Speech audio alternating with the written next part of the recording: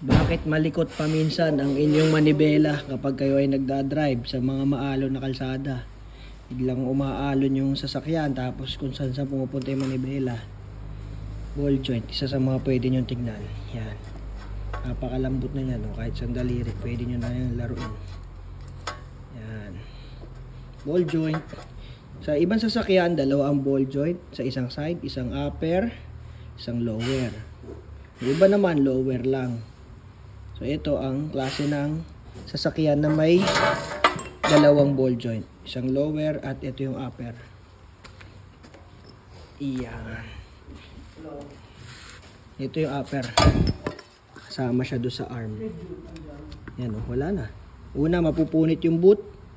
Napunit yung boot, pasok na ang lupa, tanggal ang mga grasa, mahuhugasan pag dumadaan kayo sa mga mataas na tubig, aliwa, tag-ulan, yan, mauhugasan ng grasa, mauubos na. Ayan ang kasunod niyan. Ayan ang itsura niya sa loob. Diba? Pag naubos ang grasa, mag-uumpisa na yan, gumanyan. Nagiging cause din niya ng lagutok. Ayan. Luwag na yan. Tapos ito rin, may bushing din yan. Mga bushing, napupunit din po yan. Ayan o. Kapag po yan ay napunit, siyempre, ito yung arm mo. Kakabit yan dyan sa sasakyan. O.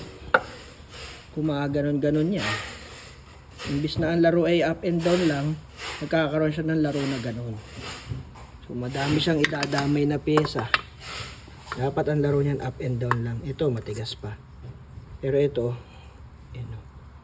wala na, bushing ng upper control arm. Lahatin nyo na para sabay-sabay matibay. Minsan kasi pag yung isa lang pinalta mo, susunod na yung isa dyan. So lagutok, saka yung malikot ang manibela kapag napapadaan kayo sa mga maalo na kalsada. Yan, hindi lang laging tie rod, rack end. Minsan ito rin. Saka yung mga bushing. Kasi dyan lahat nakakonekta yung gulong dito. Yan, ayan yung tornilyuhan. Ito yung tornilyuhan. Yan. So, kahit anong gagalaw dyan, maapektuhan yung gulong natin, di ba? Ito kasi, dito yung nakakabit. Baliktarin ko lang. Yan, ganyan yan. Kaganyan yan. So, kung yan may kalog ng ganon, pati ito apektado. Diba? Yung gulong nyo, lalo. So, minsan, hindi pantay upod ng gulong, may kabig, tapos malikot ang manibela, may lagutok, may langit-ngit. Yan. Ball joint, bushings. Yan ang maipacheck ninyo. Kapag naman umuugong, kapag mabilis ang takbo, palakas ang palakas, wheel bearing naman. Ang pacheck ninyo. Kakalasin yan. Sa mga front wheel drive, rear wheel drive, yan. Ito yung pang harap. Ito na, may nakuha na tayong pyesa mga kaibigan. Isang assembly na pala talaga. Kasama na itong lollipop. So ito kasing lollipop na ito ay hindi na pwede. Because malikot na ang lollipop na ito. Ayan o. Lollipop. Lollipop. Ayan o. Punit na yan. Hindi na pwede. So, pagkalog na yan, yung mga nagtitipid, pwede, pinapabushingan. Gagawa ng bushing, bilog, di ba? Yan o. Left and right, hindi lang up and down. Ayan pa o. Yan o. Wala na, di ba? So, upper ball joint. Isang buong upper suspension arm assembly. Control arm. Yan. Ito siya o. May brand new pa. Buti na lang. Madami ring parts no? Available din. Pakita ko sa inyo yung difference ng bago at luma. Kung ano ba dapat yung kalog. Hirap balatan ha. Yun o. Ayan ang bago. Ito mga kaibigan o. Ang bago, yun o, fit na fit. Matigas. Hindi mo siya maangat basta-basta. Yan. Yan. Up and down lang yan. Buo ang goma. Yan, buo. Ito, punit. Sana. Punit na yan. Kaya, grabe na ang kalog. Ayan, no? Punit na.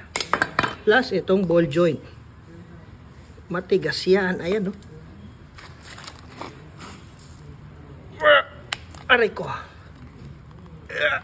Tignan nyo naman, namumula yung daliri. Ganun siya katigas. Yan. Pero ito, wala na. Oh. Yun ang kaibahan ng bago at luma.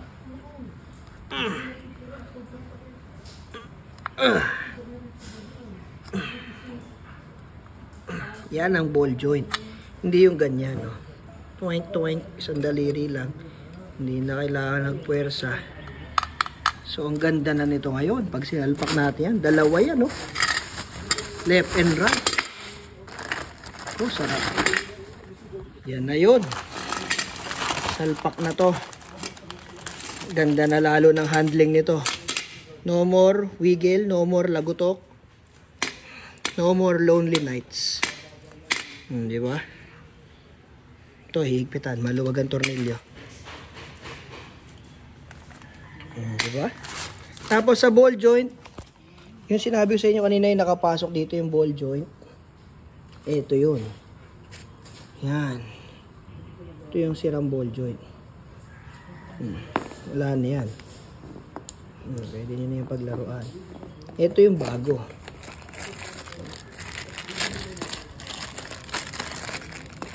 Masilyado pa. Pagatin natin. Yummy. Yun, no? Quality. Ayos na. Pag sinot mo yan dyan.